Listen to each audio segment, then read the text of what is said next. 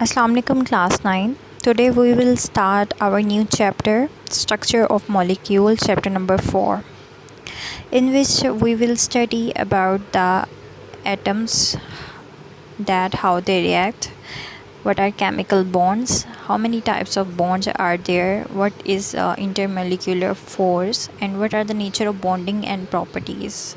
So इसमें हम पढ़ेंगे bonds के बारे में, आयनिक है, कोवलेंट है, कोऑर्डिनेट कोवलेंट है, मेटालिक है, उनसे बनने वाले कंपाउंड्स के बारे में, आयनिक कंपाउंड्स हैं उनकी प्रॉपर्टीज़ डिस्कस करेंगे और ये देखेंगे कि एक एटम को क्या ज़रूरत है कि वो रिएक्ट करता है दूसरे एटम के साथ, या कुछ एटम्स ऐसे हैं जो रिएक्ट नहीं करते, तो क्या ऐसी चीज़ है जो उनको स्टेबल किए हुए हैं। ठीक है, तो ये सब हम अपना इस चैप्टर में डिस्कस करेंगे। These are the content of your chapter number 4.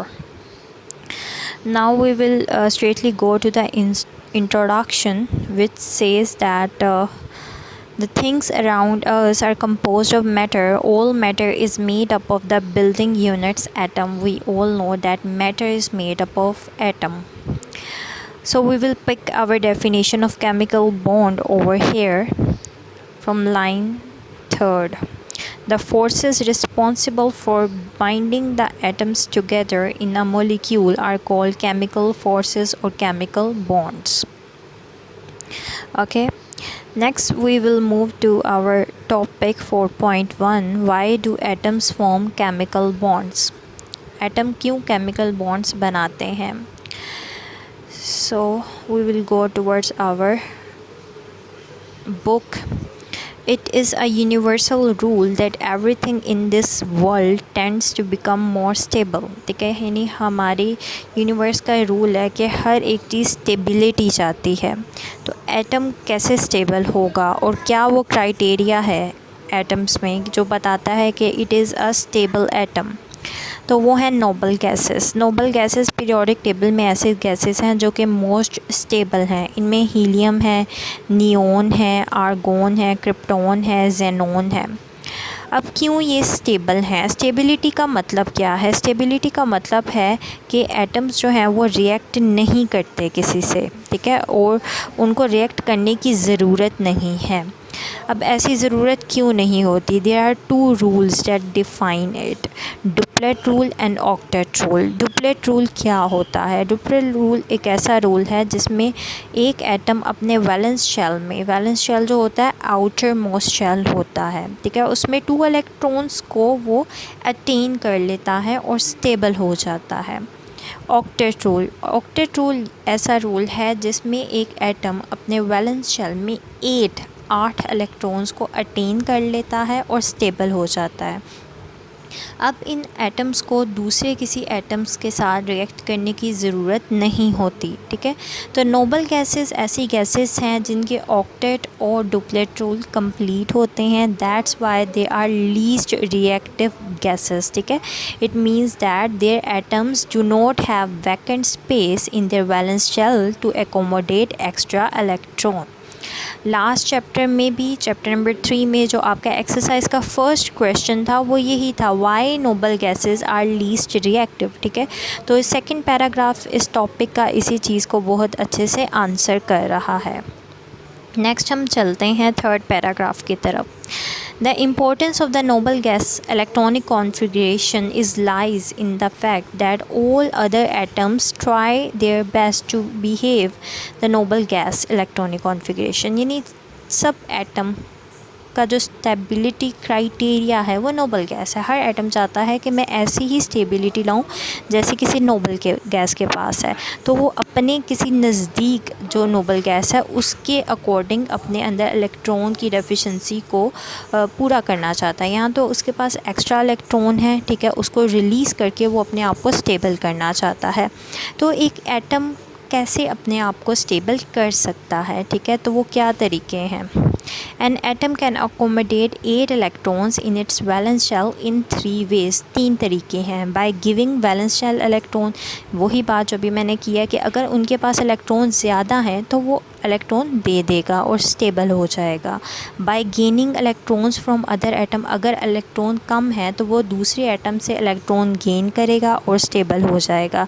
या फिर by sharing valence electron with other atoms, ठीक है, या तो वो शेयरिंग करेगा और अपने इलेक्ट्रॉन्स की कमी को पूरा कर लेगा। So these are 3 ways through which an atom gets stable. Next paragraph में आप देखेंगे, it means every atom has a natural tendency to have 2 or 8 electron in its valence shell. The atoms having less than 2 or 8 electrons in their valence shells are unstable. ठीक है, तो इस paragraph में आप याद क्या करेंगे, आप याद करेंगे what is duplet rule, what is octet rule, why noble gases are not reactive, ठीक है, how an atom gets stability, ठीक है, कैसे वो ले सकता है, ये तीनों पॉइंट आप इसमें मेंशन करेंगे। ठीक है, लास्ट पैराग्राफ में हम देखते हैं क्या कहा गया है। Now the question arises that how can we identify the way an atom reacts, हम कैसे बता पाएंगे कि एक एटम रिएक्ट्स कैसे कर रहा है। The position of atom in the periodic table indicate its group number as we have studied in chapter 3। जैसे कि हमें पता है कि अगर कोई एटम जो है वो ग्रुप 2 से बिलोंग करता है, इट मीन्स दैट उसके वैलेंस शेल में 2 इलेक्ट्रॉन्स मौजूद है। इसी की बेस्ड पर जो है ग्रुपिंग की गई है एटम्स की इन अ पीरियोडिक टेबल।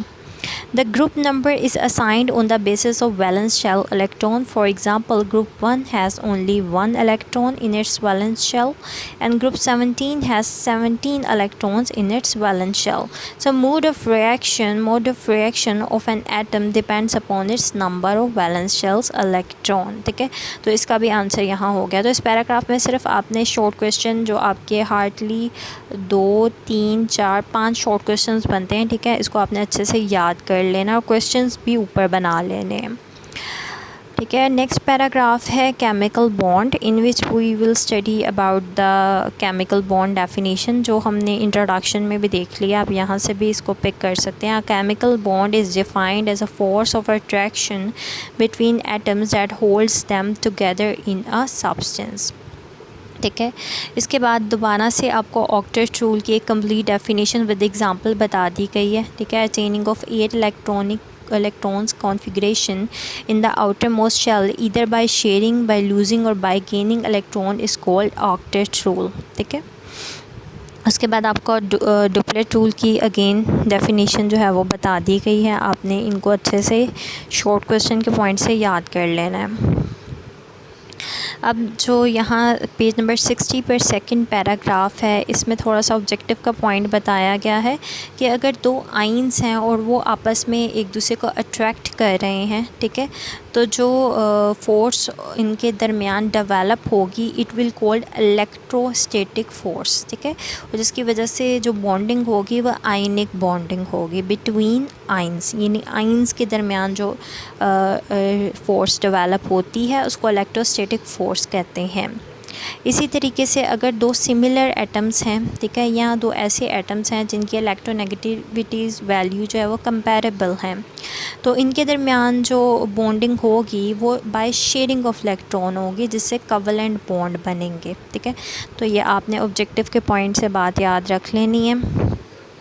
एक एटम बॉन्ड बनाता कैसे है, ठीक है, वो क्या बिहेवियर है उसका जिसकी वजह से दे डेवलप बॉन्ड। तो they are 2 types of forces, force of repulsion and force of attraction, जो लास्ट पैराग्राफ में आपको यहाँ पर बताया गया है। अगर फोर्स ऑफ अट्रैक्शन जो है वो डोमिनेट कर जाती है फोर्स ऑफ रिपल्शन से तो बॉन्ड बन जाता है। ठीक है, लेकिन और एनर्जी जो ओवरऑल सिस्टम की होती है वो डिक्रीज़ हो जाती है।